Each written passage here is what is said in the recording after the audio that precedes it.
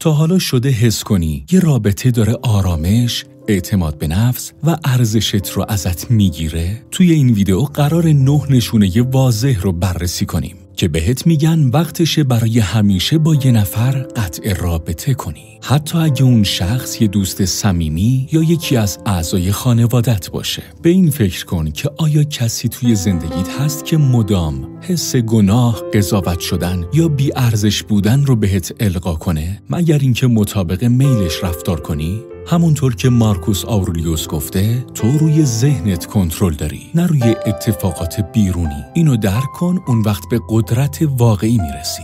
ایجاد فاصله با بعضیا خودخواهی نیست، یه اقدام ضروریه برای حفظ آرامش و احترام به خودت. این ویدیو فقط نشونه‌های هشدار دهنده رو بهت نشون نمیده، بلکه ابزارهایی بهت میده تا بدون احساس گناه و دودلی باهاشون روبرو بشی. پس حتما این ویدیو رو تا آخر ببین، چون در آخر رایج‌ترین و در عین حال نامحسوس‌ترین نشونه‌ای رو میگم که خیلیامون نادیده میگیریم و اینکه چطور برای همیشه ازش خلاص بشی. به دالان عشق خوش اومدی. امروز چند دقیقه‌ای با من قدم به این دالان بذار تا نشونه‌های رابطه‌ای که باید تموم بشه رو برات بگم و ابزارهایی به دستت بدم تا بدون احساس گناه و دودلی به رابطه سمی پایان بدی. لطفاً اگه این مطالب برات مفیده حتما لایک کن، سابسکرایب کن و زنگوله رو بزن تا هیچ محتوای ارزشمندی رو از دست ندی. با کانال دالان عشق همراه من باش.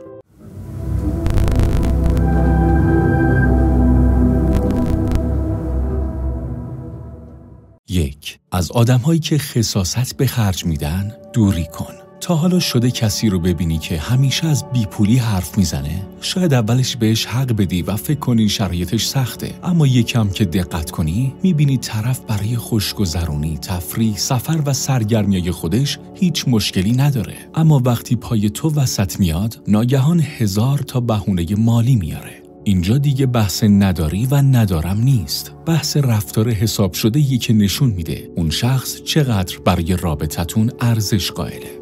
یادم یه دوستی داشتم که هر وقت برنامه‌ای میچیدم بهونه میآورد که پول نداره، اما همون موقع بدون هیچ مشکلی برای تفریحات خودش خرج میکرد. یه بار وقتی یه سفر رو کنسل کرد تازه فهمیدم مشکل توان مالیش نبود، بلکه این بود که برای بودن با من هیچ ارزشی قائل نبود. رابطه‌ای که توش یکی دهنده است و اون یکی فقط میگیره، دیر یا زود به رابطه‌ای خسته کننده و ناعادلانه تبدیل میشه. یادت باشه یه رابطه سالم باید بر اساس برابری، احترام و محبت دو طرفه باشه. اگه حس میکنی یه نفر فقط تو رو به چشم یه منبع نگاه میکنه، بدون ترس براش حد و مرز بذار یا حتی از زندگیت حذفش کن. لیاقت تو رابطه هایی که برات شادی، همدلی و ارزش واقعی بیاره. 2. از آدم هایی که دائم بحث و دعوا میکنن دوری کن.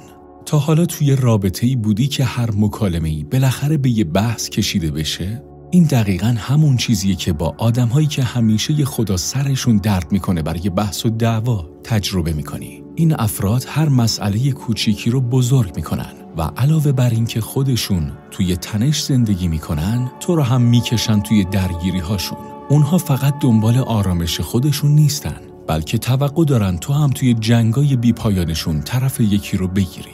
اینجور آدما انرژیت رو تخلیه میکنن و کم کم آرامش و خوشحالی رو ازت میگیرن. زندگی خیلی کوتاه‌تر از اونیه که بخوای وقتت رو توی رابطه هایی بگذرونی که مدام پر از استرس و درگیریه. اگه دیدی یه نفر همیشه دنبال بهونه‌گیری و ایجاد درگیریه، بهتر فاصلت رو حفظ کنی و اجازه ندی آرامشت رو ازت بگیره، حتی اگه اون شخص یکی از اعضای خانوادته.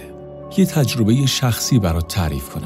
یه دوستی داشتم که ظاهراً خیلی با اعتماد به نفس بود، ولی هر وقت نظر مخالفی پیش می اومد سریع بحث رو به یه دعوای جدی تبدیل می کرد. یه بار توی یه جمع دوستانه داشتیم برای یه سفر برنامه ریزی می کردیم که یه اختلاف نظر کوچیکی پیش اومد. یهو منو کشید وسط و اصرار داشت که جلوی همه طرفشو بگیرم. همون لحظه یه چیز مهم برام روشن شد. اینکه آدمی که مدام بحث و درگیری درست میکنه و بقیه رو تحت فشار میذاره که طرفشو بگیرن، نمیتونه یه رابطه سالم و متعادل داشته باشه. بحث و جدل نشونه هوش یا قدرت نیست، برعکس نشون میده که یه نفر کنترلی روی احساساتش نداره و درونش پر از ناامنیه. آدمایی که همیشه دنبال دعوا و بحثن نه تنها روابطشون رو خراب میکنن، بلکه فرصت رشد شخصی رو هم از خودشون میگیرن. یا آدم عاقل لازم نیست تو هر بحثی برنده بشه، بلکه آرامش، درک متقابل و حل مسئله درست رو در اولویت میذاره. اگه حس میکنی زیاد تو موقعیت‌های پر از بحث و دعوا گیر میکنی یا مدام کشیده میشی تو درگیری‌های بیمورد، یه لحظه مکث کن و فکر کن. آرامش داشتن فقط روابط تو حفظ نمیکنه، بلکه بهت کمک میکنه که ذهن و دل تو هم آروم نگه داری. تو زندگی داشتن ارتباط‌های صمیمی و یه ذهن آروم از با ارزش‌ترین چیزاست. 3. از آدمایی که نگرانی‌های بقیه رو بی اهمیت میدونن دوری کن. تو مسیر زندگی هر کسی بار مخصوص به خودش رو داره. هیچ دو نفری دقیقاً یه جور نگرانی یا غم و شادی ندارن، ولی یکی از بدترین حسای دنیا اینه که وقتی مشکل رو با کسی در میون میذاری، اون به جای همدلی فقط مشکلات خودش رو بزرگ کنه و حرفای تو رو نادیده بگیره. این فقط بی احترامی نیست، بلکه اعتماد رو از بین میبره و پایه‌های رابطه رو خراب میکنه. یه بار به یکی از دوستای قدیمیم گفتم که چقدر برام سخته بین کار و مراقبت از پدر و مادرم تعادل برقرار کنم. اون به جای اینکه همدلی کنه، سری بحث رو برد سمت مشکلات کاری خودش. انگار اصلاً حرفای من وجود نداشت.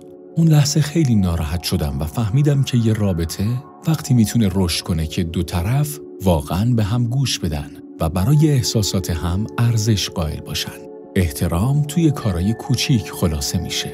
تو گفتن یه ممنونم از ته دل وقتی کسی بهت کمک میکنه. توی عذرخواهی واقعی وقتی باعث ناراحتی کسی شدی. اینا فقط تشریفات نیستن، بلکه اساس یه رابطه عمیق و معنادارن. باید از آدمایی که قدر نشناسن، از موفقیتت خوشحال نمیشن یا برای دردات دلسوزی نمیکنن فاصله بگیری. کسی که از رنج بقیه لذت میبره نه تنها دل رحم نیست، بلکه یه نوع بی‌تفاوتی ترسناک تو وجودشه. ما نمیتونیم رفتار دیگران رو کنترل کنیم، ولی میتونیم انتخاب کنیم که با چه کسایی وقت بگذرونیم. روابطی بساز که توش احترام، قدردانی و محبت واقعی باشه. دور و برت رو با آدمایی پر کن که تو شادیات همراهتن، تو غمات کنارتن و واقعاً خوشبختی تو رو میخوان. هیچ وقت از درد کسی خوشحال نشو، چون نه تنها به اون آسیب میزنه، بلکه انسانیت خودتو هم کمرنگ میکنه. 4. از آدمایی که میخوان عقاید دینی یا سیاسیشونو بهت تحمیل کنن دوری کن. هیچ دو نفری دقیقاً شبیه هم نیستن و همین تفاوت هاست که روابط انسانی رو زیبا میکنه. اما بعضیا همیشه سعی دارن عقایدشونو به بقیه تحمیل کنن، چه از نظر دین چه سیاست. این کار فقط آدمو خسته میکنه و باعث اختلاف میشه.